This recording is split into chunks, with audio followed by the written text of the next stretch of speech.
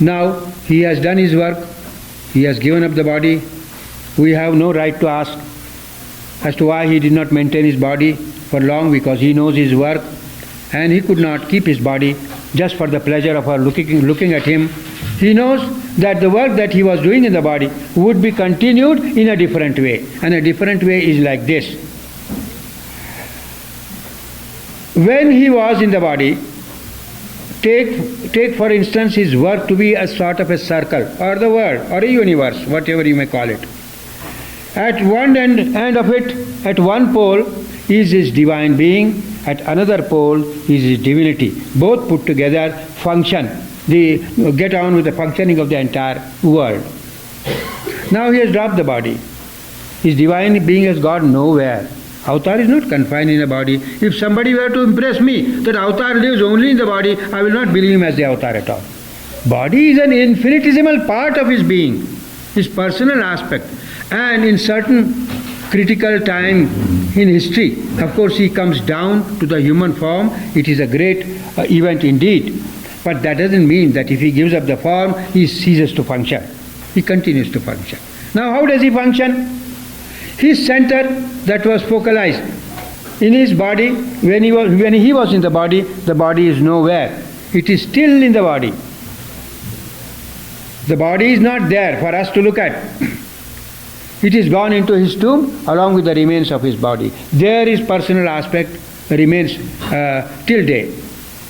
And his divine being is there as it was there all the time everywhere.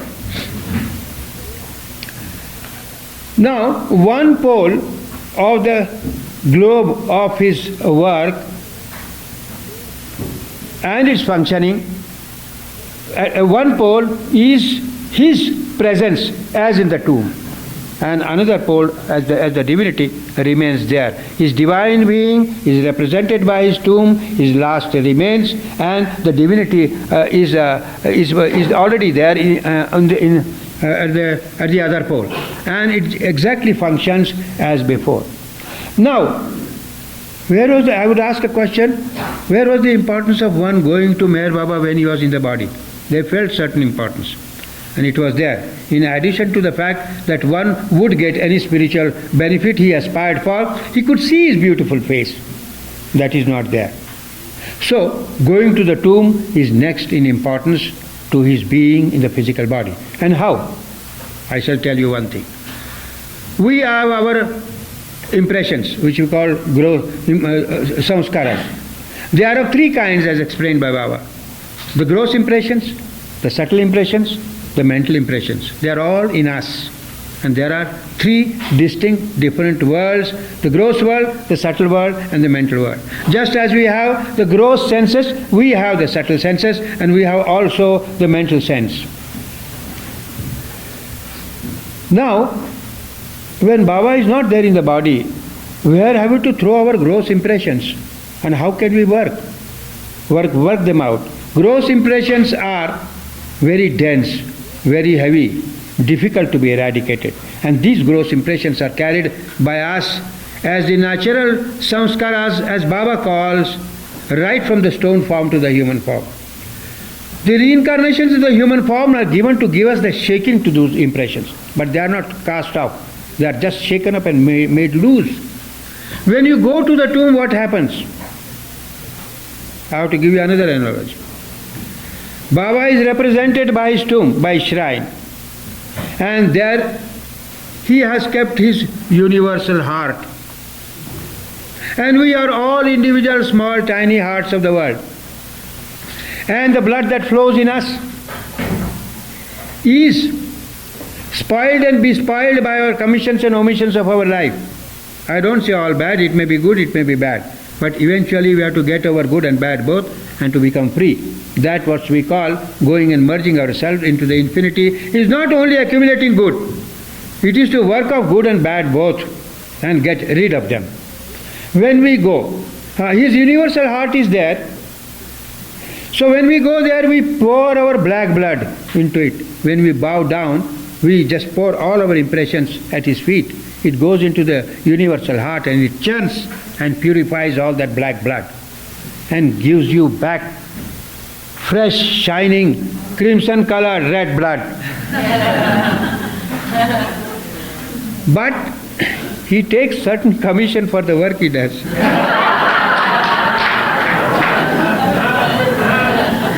Not for himself, but for others. Because he has made ready that tomb for you to go there, he has afforded you an opportunity, you go there. He takes a part of it. Most of it is given to you. He takes a part of it as you give blood to somebody else, to your ailing brother, you have your blood taken out and it is used for somebody else's ailment. So he takes a part of the purified blood and makes use of it for his universal work. And such a purification goes on. So as timely visits to Meher Baba when he was there in the body was important, as important is our timely visits to the tomb. But we have to make it practical. Baba always said that one should not really borrow money, sell his house, or place himself into a difficult position financially and go to the tomb. But when one can, one has the money, he should not miss the opportunity of going to the tomb. Is the questioner satisfied, or please ask another question? Who is the gentleman who asked this question? Yes. Yes, I think I answered. Thank you. Thank you, sir. Thank you. Next question. Would you please explain the mechanisms connected with criticism of others and backbiting? I want to understand the removal of Samskaras, etc. Oh.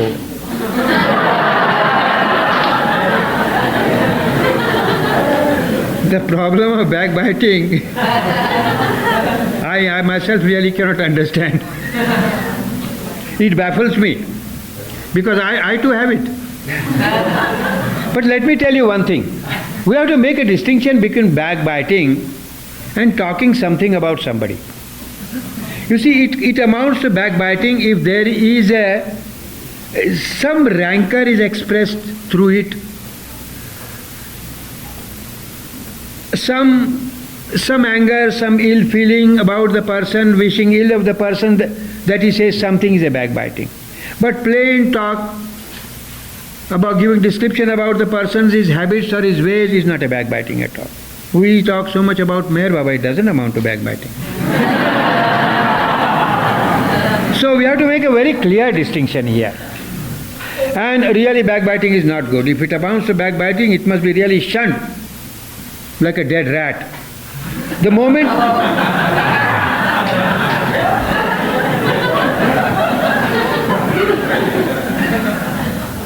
time and again Baba used to warn us, no backbiting, no backbiting. We were very new to Baba and we used to really backbite and talk amongst themselves. But as time went on and we knew that Baba wished us not to backbite, of course we used to talk about each person amongst us, or even a visitor, an outsider, with an all clear loving heart. With a loving heart you can talk anything about a person. But even the slightest tinge of rancor comes in, it is backbiting, it should be shunned. What is it? Next question. Wait a minute, let me ask the person who is asked. Not satisfied? No, answer the business about the mechanism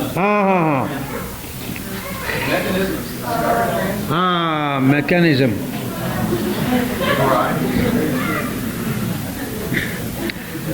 Mechanism is nothing but the associations of persons coming together and the past impressions of the person concerned whom we think is backbiting. He takes up different occasions and probably colors them up with the sum total effect of his past impressions, which may call destiny in a way, and the present situations are qualified or modified, so they may amount to just expressing things in love or expressing things which may amount to backbiting. The mechanism is only impressions and nothing else. It's a coming together, apposition of the different impressions, rubbing against each other, taking different hues and colors, and eventually the thought is finalized according to the man's own impressions, and that may be expressed as a good feeling for others, or it may amount to a backbiting. So much depends upon the person and his impressions, his makeup, his mental makeup, his makeup of his propensities, which are the result of all his previous impressions, or you may call the sum total impressions that he is surrounded with all the time. Is it clear to you or not, sir? How is it that by criticizing George, I take on his samskaras? Sir, every movement, whether it is mental, whether it is verbal, whether it is manual, is the outcome of samskaras, and the movements create samskaras.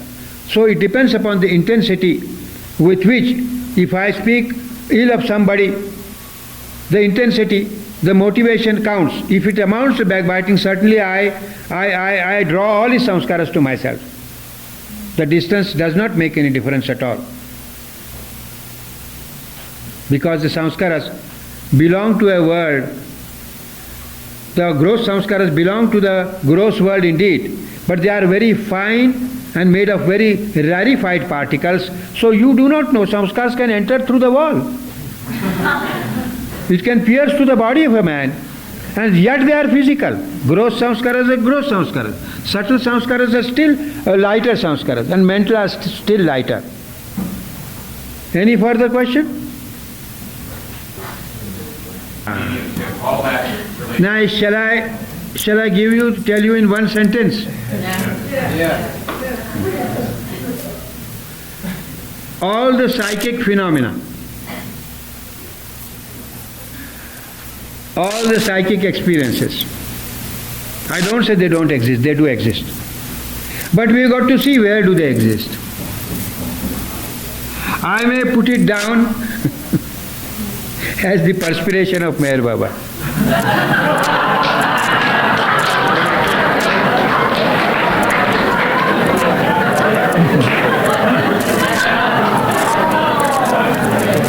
If somebody wants the perspiration, he can have it.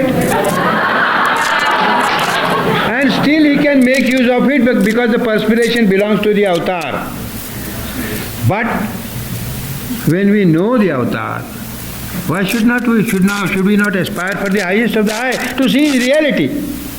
Why should I get stuck in the perspiration or in his body? I should want to see his reality. This is what my aspiration should be. And if you want to see so many of the lower things, you are at liberty to do so. You can see, you can go on indulging until the time comes that you become disillusioned. Oh, really, this was not the thing. I wasted my time in this. I should not have done. Who is the questioner? Has he understood? Yes. Now, there are many things that have come to the level of a practical use. But a Baba man has to see. It may, for the intuition to develop, the primary step may be necessary, according to Baba, to introduce this. And it may go on in the world. But there is some speciality when one comes in the love orbit of Meher Baba.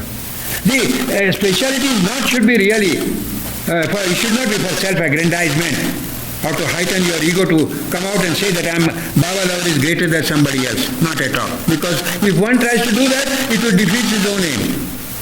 But in spite of all that, there is a speciality. If avatar is the avatar, and he comes once between 7 and 1400 years, there is an importance. And those who come in contact has some place in it. Such persons should not dabble into this or indulge into this. If the world does it, now the world is indulging in sex, am I expected to go into it headlong? Do you have any question? No. Yes. Go ahead.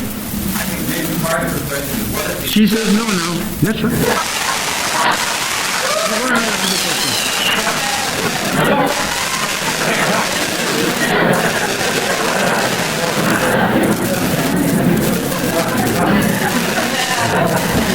Yes.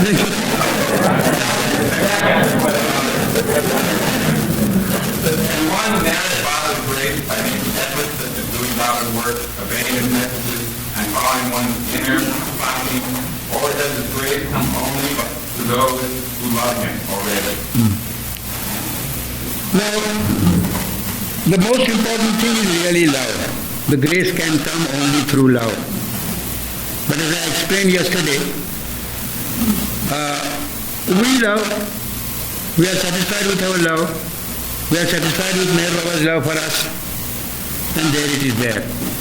And the grace can come through love, if the love goes to that intensity. And what is the intensity? The intensity should be like this, that when the fish is taken out of the water, what is the condition of the fish? You can imagine that. And when fish again calls for water, she longs for water, she pines for water, she craves for water, she is prepared to die for water, then we get the grace. Then you become deserving to get the grace. Otherwise, it all becomes our tall talk. Not that. Inch by inch, we do not make ourselves deserving to get His grace. We do by all our actions, by loving Him, by doing His work. And work is another expression of love if we were to analyze it. What is work? Why should I go out of my place, give up my own work, my own job? Why should I give my time and energy to Meher Baba's work? Because I love Him. Any more question? Who asked this question? Yes? No. Come on, go further. Please relate the story of you, Mother into the box of chocolates. That box of chocolates, you know. What is the good of it? Is anybody going to give me chocolates here? And even somebody gives, I am not able to eat it. The days of eating chocolates are gone. That is a very fine, funny and nice story. In 1935, Baba had come with all his Mandali at Hollywood, and he stayed there for nearly a month. And men, women, Easterner women were not there. Only Eastern men were there, and Western men and women were there. Those were the days of great stress and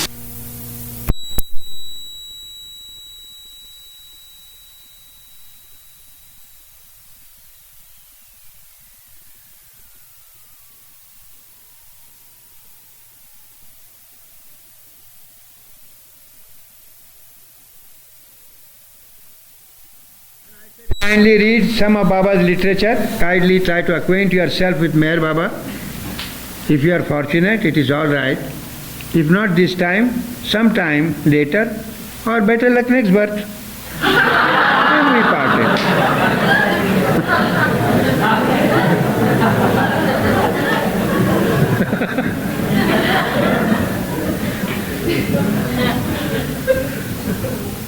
A man wants to know everything. He wants the entire knowledge to be put in a packet and handed over to him. In our secular education, we don't get it. Can you ever expect a student going to the principal of a college, sir, I want a graduation degree immediately. Immediately? How can you get it, sir? You have to come here, do your studies, pay your fees, put in the number of days, appear for the examination, get your marks. If you pass out, then you'll get the... No, I want it now. Meher Baba, I must know who you are. Right here immediately. I'm in great haste. Then what the professor says, please kindly take an exit from here. I do not know, I am not able to cope up with your questions. The sooner you leave me, the better will be for both of us. That he has to say. And Baba never says in these terms. Baba says you are a good man always, but you have to be better and you have to be best. And such people do come.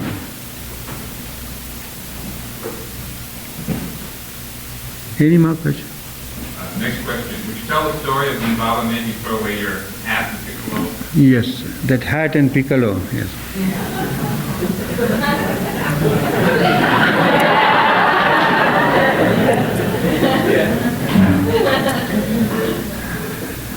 In 1922, when Baba was staying, after he ceased to go to Upasni Maharaj, came to Pune. A small hut was built on Ferguson College Road. It's a distance from the road. And there people used to go and visit him, and I used to go and visit him also. And he had told me that you should, every evening, I was studying in the first year arts in Deccan College, the same college that Baba studied 7 years ago. He said you should come here every evening. And on every Sunday from morning to evening you should be here. I said yes, I accepted it. Whether I had to study or whether I had not to study, I did not bother. Every evening I went to him. And on every Sunday morning I went to him. Some of the Sundays, or practically every Sunday, I am not very sure. We used to go, Baba used to take us, walk the distance from this hut to his own house in the town, in the camp area of Pune. It was about 4 or 5 miles away, quite a distance. Then, one such morning, there were few others who were there, and I was there, Baba was there. I was much in the habit of using a hat, which we call a sun hat, we call a solo hat. And I had bought it after my own liking, having spent 30 rupees. 30 rupees in those days is 300 today. Say about $30 worth hat I bought it and I used to use it. Now as we are walking, on the right hand side there was a cactus hedge full of all thorns. You don't see this cactus anymore in India. I do not know, the Britishers brought some insect or some bug or some scientific thing that they completely eliminated, and it was good in a way that they completely did away with. There were very good properties of that cactus, but the thorns were so tiny or so minute that ever you went in contact with that leaf, the leaf was full of thorns. You cannot extract those thorns out of your body at all. There was a certain paste which was made by Indians, and that paste had to be applied, and it used to draw out all the thorns. The thorns were very, very tiny. So this cactus hedge was there, stretched all along the curb side of the road. And Baba asked me a question. Will you do as I asked you to do? I said, yes, Baba, I am already committed to you. All right. Take out your hat and throw it in the cactus. My head reeled for a moment. I was prepared, but I could not go with the hat. I was so used to this hat that in the sun, if I ever stood for a minute, I would get sunstroke. But not today. Later on, I changed my habit at Meherabad. But those were the days I was very sensitive to sun. And I don't know immediately where I am going to get this cap from. I said, yes, Baba. And took it down, flung it. But then I got a little shock at that time, but I was happy that I obeyed. And Baba says, yes, well done. You have obeyed very well indeed. And we proceeded further. Similarly, on another Sunday, I thought that this cactus would take the toll of me only once. But I did not know the second time something is going to happen again. And I had a piccolo. I was very fond of playing piccolo. I used to play piccolo, violin, many other instruments. Then that also, somehow coincidentally, I had spent 30 rupees for that and I had bought it. It was English piccolo. And I was keeping in my pocket. Now when we passed the same hedge on another subsequent Sunday, Baba says, pick up the piccolo and throw it in the hedge. Are you prepared? I said, yes. But again my thoughts were reeled like this. Where am I going to get another piccolo from? Here Baba is ordered, we have to obey. Willingly or unwillingly, I took it out and flung it like this.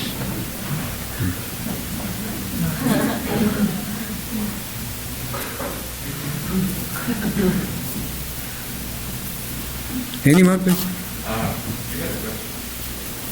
There's two rather complicated questions about the Duni and Silence Day, which Adi will answer later on tonight, so be patient, those questions will be answered. Somebody asked, what was the name of the Muslim man you mentioned last night in your book? In my book? No, the poetry book, the Muslim man from Pakistan. Sahib asked me. He is not in touch with me. I do not know where he is. Probably Baba had to get done all that work from him, and he has almost disappeared now. I don't know where he is in Pakistan.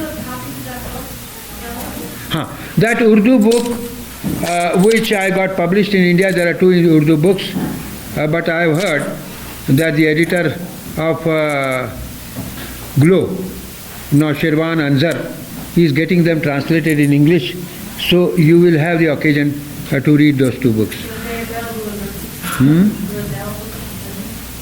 Are they available in Urdu? Yes, they are available in Urdu. But I don't think the first book is available. They are all sold out. The second book, Sahib-e-Zaman, is available. You can call from me. You can call for both these books. I shall see if I can get the... but please do it in the middle of September. Another question somebody asked. When you had to take an exam and you missed 3 days and Manzil name and Baba told you to go to the exam. That was an event. That was an event that gave a sense of great humiliation. But because that humiliation, the instructions came from the avatar, from Meher Baba, whom we loved so much, it was possible for me to go through it. Otherwise, I don't think anybody would ever dare to go through it, ever think of going through it at all, and it would ever be possible for anyone to do. Right in the beginning, I was very young. And my college was quite at a distance. I used to go in the train, local train, every day. And maybe I was late by a few minutes, and my name was not registered as present. And I could not fill in the entire number of days, and I missed 3 days. And the principal told me that I cannot give you permission to appear for the examination because you have not filled in the entire term, the entire number of days. Inwardly, I was very happy because I wanted to give up the college. But I had to go and answer to Baba. So how could you miss 3 days? You have been regularly going. But because it's a time factor and the register call was made and I was not there and I was noted as absent and I did not really... Then Baba asked me, why didn't you bother to get your name registered even if you went 5 minutes late? But I really wanted to do, probably I was very happy that it was happening like this because I wanted to give it up. To live with Meher Baba all the time and then to attend the college, both are antonyms. They were for me. I could not get them together. It was very difficult indeed. And he never asked me to give up the college at all. And my father was ever so displeased. My elder brother living there, he did not know the position. He also became rather annoyed when I gave up the college. Then Baba said, you go to the principal. Ask him, request him. Once, twice, thrice. If he doesn't agree, fold your hands. If he doesn't agree, bow down your face. Or your head. If he doesn't agree, put your head on his feet. All right. It's a difficult task. I did not say, will you do it? I said, yes, Baba, I'm prepared to do it. I went. His name was Mr. Tanman. He was sitting inside, a hefty, strong man, Hindu. Sir, may I come in? Yes. What do you want? Mr. Irani said, I have come with a request. What is it? I have missed 3 days and I will miss my exam and my father will be very displeased with me. Could you do something? I would have really done, but I cannot do anything now. Sir, please, sir, my father will drive me away or something, I said, just to induce him. No. 3 times I said. Then he said, look here, I have told you once that I would have done it, but now I have submitted the entire report to the university and I am in no position. If I change the report again, do you want me to do forgery for you? All right, sir, then I fold hands again, I then go. He says, what are you doing? I bow down my head. What is it? I said, nothing. What is it? I wanted to fulfill Baba's order, you see. And I just hurriedly went and put my head on his feet. And he was so embarrassed. He called the waiter, the peon. He says, come in immediately, remove this student. What is he doing? I do not understand yet.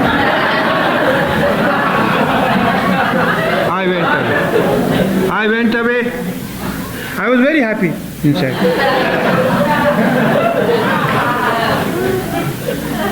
Then I go to Baba, what did you do? I asked 3 times, what next? I folded hands, what next? I bowed down, what next? Did you put your head on his feet? Yes, Baba, I did it. Baba said, I am very happy. But he would not agree. Oh, he would not agree. I don't know. Inwardly, Baba was also happy. I don't know. But he did not show it. I don't know. That's how I felt. I may be wrong. I said, all right. Now you forget about it. It was a task for me to reconcile, to have my father reconcile to the situation, you see. Another question? Yes? Somebody asked, what was... Just a minute. Yes? Huh? Yes, go ahead. It talks in here about penance, and it says, repentance consists in mentally reviewing the wrongs with severe self-condemnation.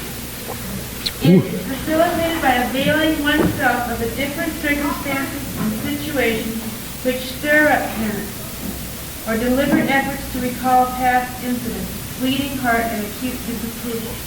How do you... Who says this? Discourse. And how much is too much in some Yes. cases? No.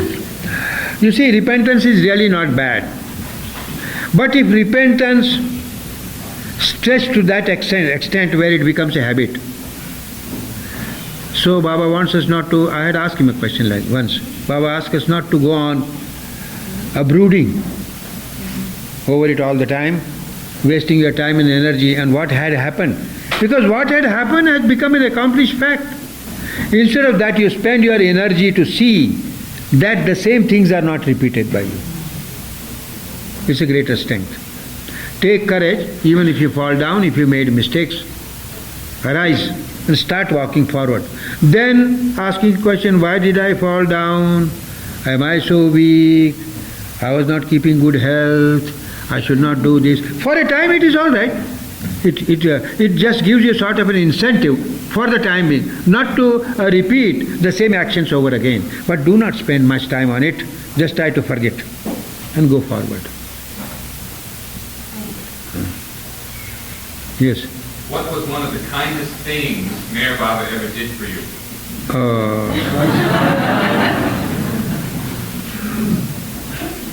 That he accepted me as I was at my face value. With all my faults, with all my defects, with all my good things, I do not know whether they were there. He accepted me. Because I can say this, that if I was not taken over by Baba, I would have become some man of the world, maybe a black marketeer. Who knows? Money is a great tension and a great attraction. And the other thing about women also I do not know. How good or how vile I would have really been. But Baba changed the entire course of life. Gave such a twist. Next question. There's no more written questions other than those two that we answered. Then oral question. Yes? Adi, could you tell about that last with Bob, with the girl, when you wanted to get married?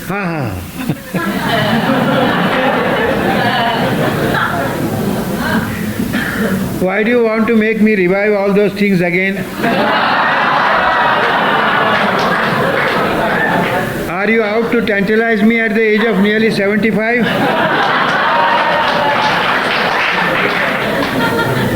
If so, please make it clear.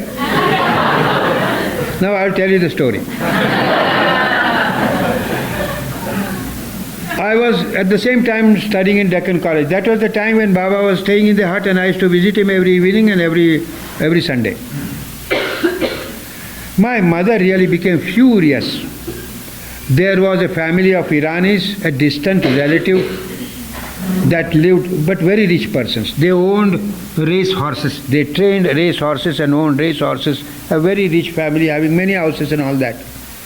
Somehow I happened to stumble upon that house. Through the information somebody gave, that is immaterial. Then there was a girl, boy and a girl, I almost fell in love with her. But one thing was certain, that even before I came in contact with Baba, I had a certain ideal fixed for myself.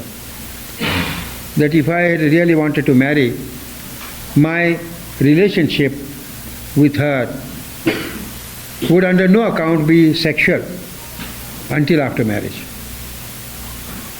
That was there with me. I used to talk to her. She was also very much in love with me. And she used to come in her horse carriage, very rich people. In those days, cars were very scanty, very few. And she used to come all the way. She used to go to a school in Pune, a camp area. And from there, my college was nearly 4 or 5 miles away. And during the recess time, she had this tonga and a good horse, and she used to come and see me there. It went on developing like this. And when my mother came to know about this, she absolutely did not like it. She tried to induce me, I did not listen to her. She used to go to Upasni Maharaj in those days. She went and complained to Upasni Maharaj. Upasni Maharaj called me, and in a very tactful way, do you want this girl, do you not want this girl, this and that, and he started saying, I said, no, I definitely want it and I'm going to marry, not now, but if I pass my examination, later on. I plainly told him like this. Then comes Baba into my life.